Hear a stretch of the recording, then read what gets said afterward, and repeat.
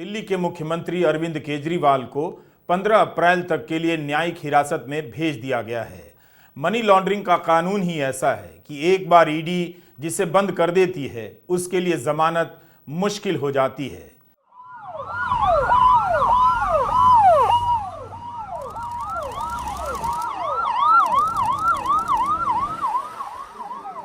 दिल्ली के Connaught place से गुजर रही यह नीली बस बहुत आगे निकल जाने के लिए बेताब नजर आती है। ऐसा लगता है कि इसी नीली बस में दिल्ली के मुख्यमंत्री को तिहाड़ ले जाया जा रहा है।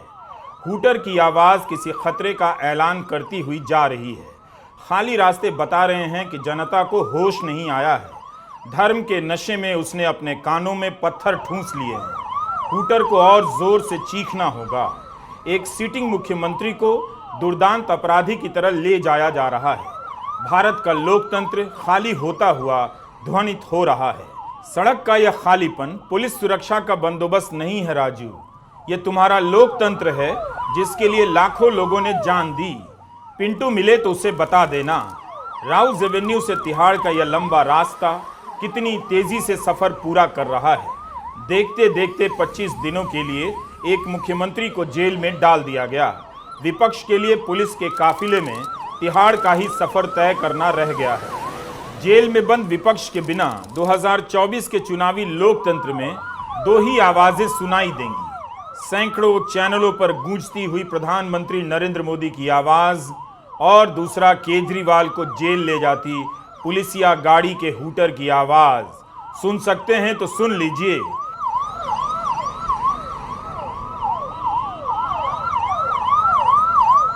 एक दिन पहले रविवार को इसी मुख्यमंत्री की गिरफ्तारी के विरोध में रामलीला मैदान में हजारों लोग जमा हुए। तमाम विपक्षी दलों के नेताओं ने गिरफ्तारी की निंदा की और इसे लोकतंत्र के गंभीर खतरे के रूप में बताया था।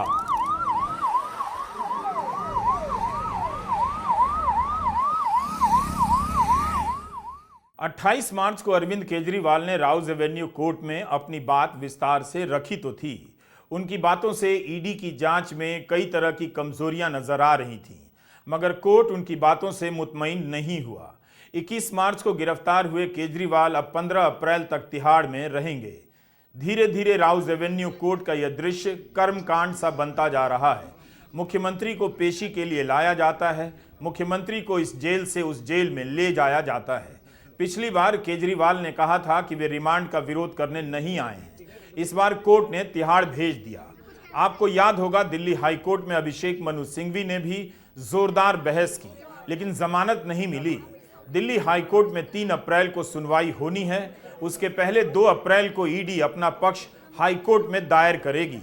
आज राउज एवेन्यू कोर्ट के स्पेशल सीबीआई न्यायाधीश कावेरी बावेजा के सामने ईडी ने रिमांड की मांग नहीं की, न्यायिक हिरासत की मांग की। उन्हें 15 अप्रैल तक के लिए हिरासत में भेजा गया। कोर्ट में ईडी ने कहा कि केजरीवाल अपने फोन का पासवर्ड नहीं दे रहे हैं, जांच में सहयोग नहीं कर रहे और पूछताछ को भटका रहे हैं।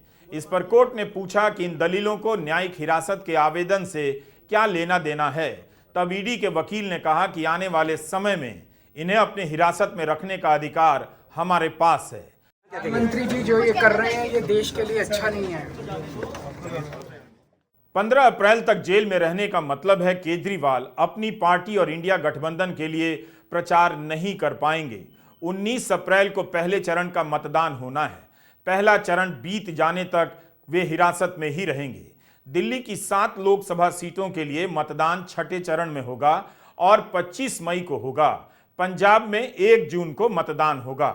आम आदमी पार्टी के सभी प्रमुख नेता जेल में हैं और दूसरी तरफ इसी शराब घोटाले में जेल गए और बाद में सरकारी गवाह बने राघव रेड्डी और उनके पिता श्रीनिवासुलु मांगुंटा रेड्डी आंध्र प्रदेश में जमकर चुनाव प्रचार कर रहे हैं।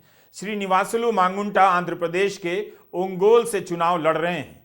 इस समय में वे टीडीपी की टिकट पर चुनाव लड़ रहे हैं। पिछली बार वाईएसआर कांग्रेस के टिकट पर जीते थे। इसी 28 फरवरी को उन्होंने वाईएसआर कांग्रेस से इस्तीफा दिया और 16 मार्च को टीडीपी में शामिल हो गए। आप जानते हैं कि आंध्र प्रदेश में टीडीपी और बीजेपी का चुनावी गठबंधन है। रेड्डी के कई पोस्टरों पर चंद्रबाबू नायडू और प्रधानमंत्री नरेंद्र मोदी का फोटो लगा है। यही नहीं, राघव रेड्डी और श्रीनिवासुलु रेड्डी को भी पोस्टर से लेकर चुनाव प्रचार में एक साथ देखा जा रहा है। इन पोस्टरों में प्रधानमंत्री नरेंद्र मोदी का भी चेहरा इस्तेमाल हुआ है। दिल्ली शराब घोटाले के सरकारी गवाह राघव रेड्डी अपने पिता के चुनाव प्रचार में काफी सक्रिय नजर आ रहे हैं। इंडियन एक्सप्रेस में लिखा है कि पिता चाहते थे कि बेटे राघव को टिकट मिल जाए, मगर नहीं मिला। यहां रेड्डी और चंद्राबाबू नायडू सभा को संबोधित कर रहे हैं। रेड्डी की यह तस्वीर गौर करने लायक है। इस तस्वीर में रमजान की शुभकामनाएं दे रहे हैं। यहां वे मुसलमानों के साथ भी नजर आ रहे हैं। बीजेपी का उम्मीदवार शायद ही ऐसी तस्वीर जारी करे, लेकिन सहयोगी दल के उम्मीदवारों को सेक्युलरिज्म की थोड़ी छूट होती है। ऐसा लगता है कि इस तस्वीर में होली की बधाई दे रहे हैं। होली के इस पोस्टर पर प्रधानमंत्री मोदी के साथ राघव रेड्डी की भी तस्वीर है। सारी तस्वीरें रेड्डी के फेसबुक पेज से ली गई हैं। एक ही कांड है, उसी कांड का एक आरोपी जेल जाता है, जेल से बेल पर बाहर आता है, सरकारी गवाह बनकर चुनाव प्रचार करने लग जाता है। मेरठ में बोलते समय लगता है प्रधानमंत्री मोदी को यह सब याद नहीं रहा होगा, या भरोसा रहा होगा कि मीडिया दिखाएगा ही नहीं कि राघव रेड्डी और उसके पिता श्रीनिवासलू रेड्डी चुनाव प्रचार कर रहे हैं, उन्हीं का फोटो लगाकर और उन्हीं की पार्टी के गठबंधन के साथ मैदान में उतरकर। मैं भ्रष्टाचार पर कार्रवाई कर रहा हूं, इससे कुछ लोग बौखला गए हैं।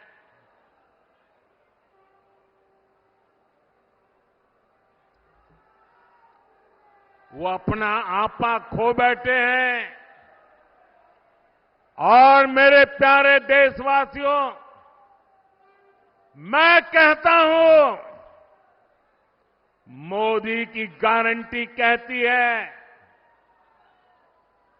मोदी का मंत्र है भ्रष्टाचार हटाओ। वो कहते हैं भ्रष्टाचारी बचाओ। ये चुनाव इन दो खेमों की लड़ाई है। एक खेमा एनडीए का, जो भ्रष्टाचार हटाने के लिए मैदान में है।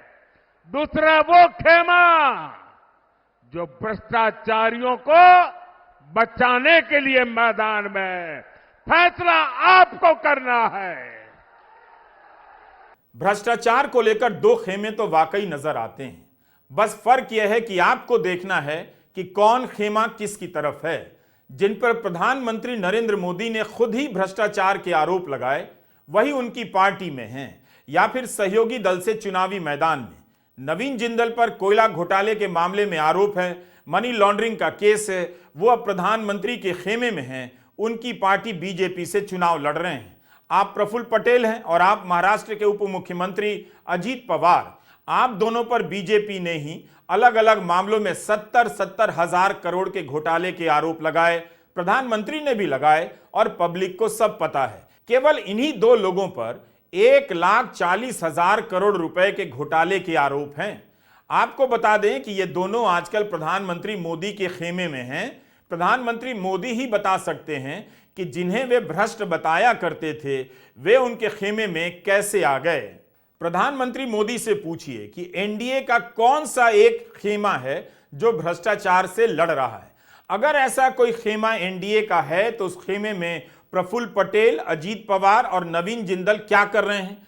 कम से कम इतना तो लिहाज करना ही चाहिए था कि जिस दिल्ली शराब घोटाले में ईडी ने राघव रेड्डी को गिरफ्तार किया, बाद में बेल पर रिहा होने के बाद राघव रेड्डी सरकारी गवाह बना, उसके पिता श्रीनिवासलू रेड्डी अपने बयान में केजरीवाल का नाम लेते हैं। वही रेड्डी टीडीपी की टिकट पर चुनाव लड़ रहे हैं। राघव रेड्डी पिता के साथ प्रचार कर रहा है, बीजेपी के साथ टीडीपी का गठबंधन है।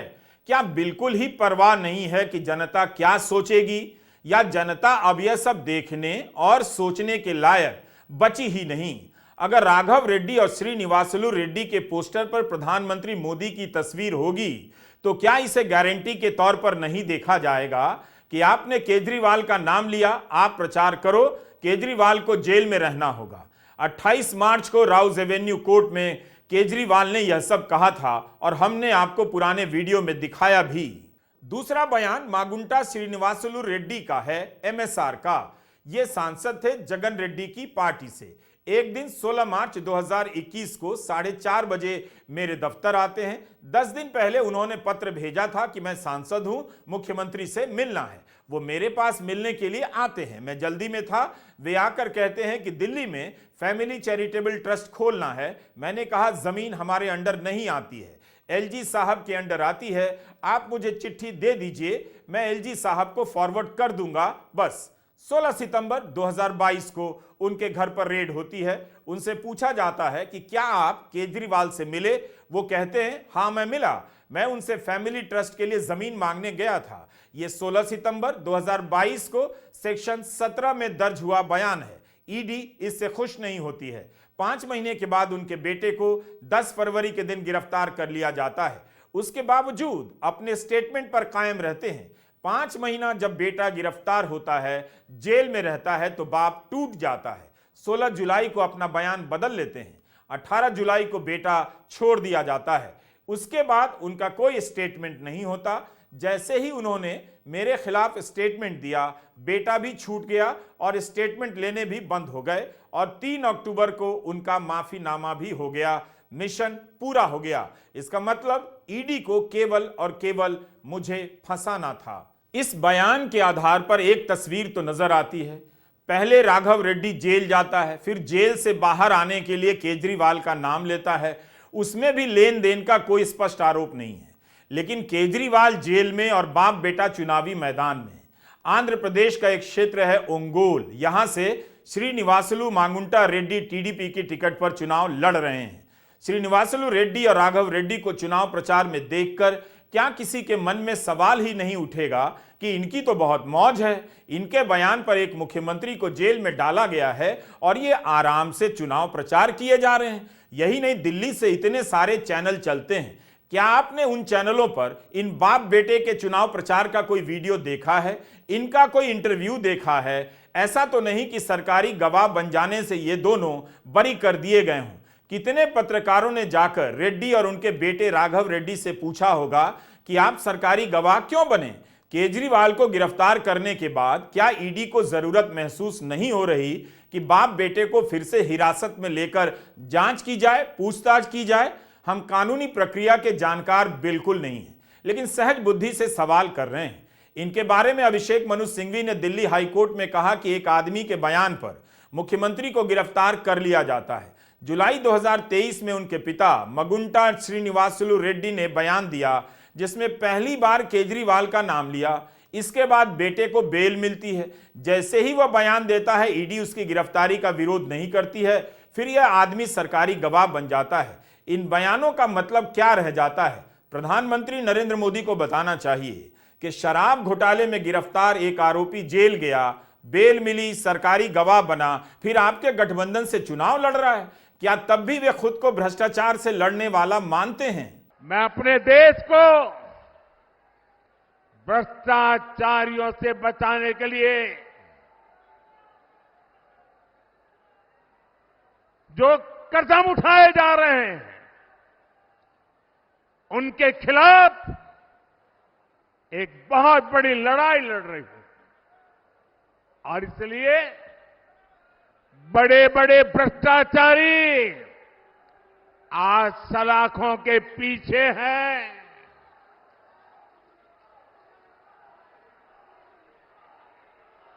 सुप्रीम कोर्ट तक जमानत नहीं मिल रही है और इसलिए कई बड़े बड़े भ्रष्टाचारियों को कोर्ट के चक्कर लगाने पड़ रहे हैं। और इसलिए पूरे देश में आपने टीवी पे देखा होगा, कहीं बिस्तर के नीचे से नोटों को ढेर निकल रहे हैं, कहीं दीवारों से नोटों के ढेर निकल रहे हैं।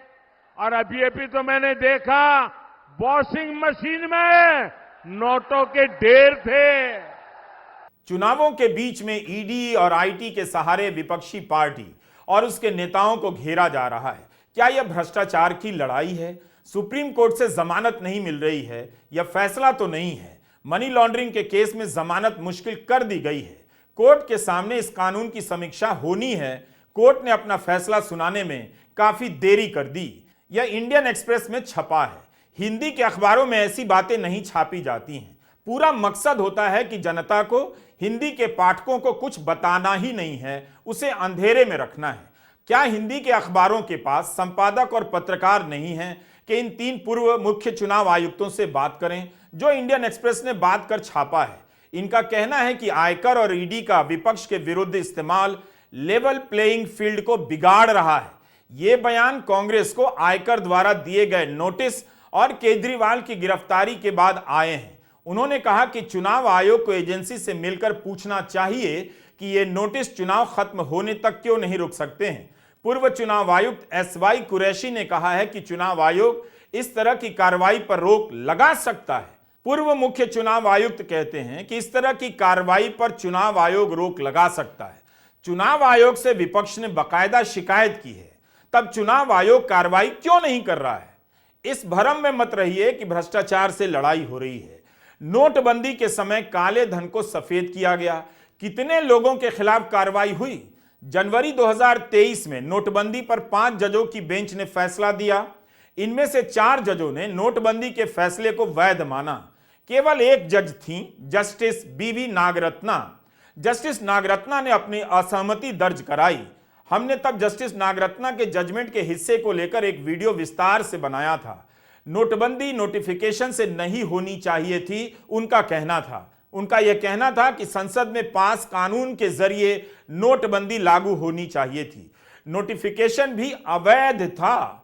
जस्टिस नागरत्ना ने यह भी लिखा कि भारतीय रिजर्व बैंक ने अपने विवेक का इस्तेमाल नहीं किया। हैदराबाद के नालसार में जस्टिस नागरत्ना ने एक सवाल उठाया कि नोटबंदी के पीछे तर्क दिया गया कि काला धन समाप्त हो जाएगा, मगर कैसे हो गया? उस समय 86% करेंसी 500 और 1000 के नोटों में थी। 98% करेंसी तो वापस आ गई। तो जो काला धन समाप्त करने का उद्देश्य था, उसका क्या हुआ? जस्टिस नागरत्ना रिटायर नहीं हुई हैं, अभी भी सुप्रीम कोर्ट में हैं। उन्होंने कहा है कि नोटबंदी ब्लैक को व्हाइट करने का अच्छा तरीका है। इससे बेहिसाब काला धन सिस्टम में घुस जाता है। उसके बाद आयकर विभाग की क्या कार्रवाई होती है हमें नहीं पता। आम आदमी की परेशानी ने मुझे झकझोर दिया, इसलिए मैंने असहमति दर्ज कराई थी। जस्टिस नागरत्ना ने जोर देकर कहा, जिस तरह से नोटबंदी हुई वह ठीक नहीं थी। Imagine a laborer who went to work those days, who was given a 500 rupee note or a 1000 rupee note at the end of the day. He had to go and get that note exchanged before he could go to the grocer shop to buy the daily essentials. And the other aspect is 98% of the demonetized currency came back to the Reserve Bank. So where were we heading towards what is called the black money eradication? I thought it was a way of converting black money into white money by this demonetization, because firstly 86% of the currency was demonetized and 98% of that currency became white money. नोटबंदी का यह राज ही रह गया। उस समय कितनों ने अपने पैसे को सफेद किया पता नहीं। राहुल गांधी लगातार नोटबंदी की याद आज भी अपनी रैलियों में दिलाते हैं, मगर क्या कभी यह देश जान पाएगा कि नोटबंदी के समय किसने खेल खेला, किसने कितना पैसा सफेद कर लिया? नोटबंदी की, जीएसटी लागू किया। मुझे बताइए, जीएसटी से, नोटबंदी से किस गरीब व्यक्ति को फायदा हुआ? किस छोटे दुकानदार को फायदा हुआ? किस किसान को फायदा हुआ? किस बेरोजगार युवा को फायदा हुआ? किसी को नहीं। प्रधानमंत्री नरेंद्र मोदी चुनावों में ईडी का बचाव करने लगे हैं। सभी को दिख रहा है। केवल विपक्ष के मुख्यमंत्री, मंत्री, सांसद, विधायक ईडी के गिरफ्त में आ रहे हैं। ईडी की टीम भाजपा के मुख्यमंत्री या मंत्री के दफ्तर या सांसद विधायक के दफ्तर तक नहीं जाती है। प्रधानमंत्री नरेंद्र मोदी ने तमिल चैनल थांती से कहा है कि ईडी के पास करीब 7000 केसेस हैं।